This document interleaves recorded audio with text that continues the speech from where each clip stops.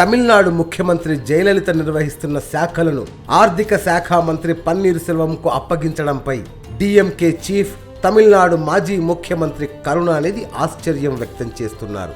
పన్నీర్ సెల్వంకు కొత్త బాధ్యతలను అప్పగిస్తూ రాజ్ భవన్ విడుదల చేసిన ప్రకటనలోని అంశాలపై కరుణానిధి విస్మయం వ్యక్తం చేశారు.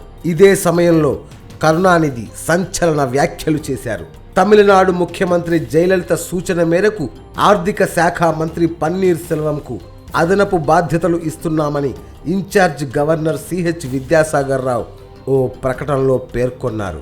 అయితే గత 20 రోజుల నుంచి ఆసుపత్రిలో చికిత్స పొందుతున్న జయలలితను దూరంగానైనా చూడటానికి ఏ ఒక్కరికి అనుమతి లభించలేదని కరుణానిధి చెప్పారు. అలాంటిది సీఎం జయలలిత సూచన మేరకు పన్నీర్ సెల్వంకు బాధ్యతలు అప్పగించామని ఇన్ఛార్జ్ గవర్నర్ సిహెచ్ విద్యాసాగర్ రావు ఎలా చెబుతున్నారని ప్రశ్నించారు.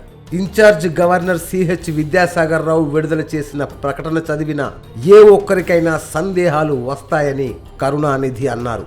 ఇప్పటికే సీఎం జయలలితను పలువురు పెద్దలు పరామర్శించారని కరుణానిధి చెప్పారు. తమిళనాడు ఇన్ఛార్జ్ గవర్నర్ సిహెచ్ విద్యాసాగర్ రావు, కేంద్ర మంత్రులు వెంకయ్య నాయుడు, అరుణ్ జైట్లీ, బీజేపీ జాతీయ అధ్యక్షుడు అమిత్ షా, కాంగ్రెస్ పార్టీ జాతీయ ఉపాధ్యక్షుడు రాహుల్ గాంధీ, కేరళ ముఖ్యమంత్రి పినరయ్ విజయ్ సహా ఇతరులు ఎవ్వరూ జయలలితను చూడలేదని కరుణానిధి ఆరోపించారు. ఈ నాయకులంతా కేవలం డాక్టర్లతో మాట్లాడారని, జయలలిత ఆరోగ్యం గురించి వివరాలు అడిగి తెలుసుకొని వెళ్లారని కరుణానిధి గుర్తు చేశారు. సీఎం ఆరోగ్యంపై క్లారిటీ ఇవ్వాలని తాను మొదటి నుంచి డిమాండ్ చేస్తున్నానని కరుణానిధి గుర్తు చేశారు.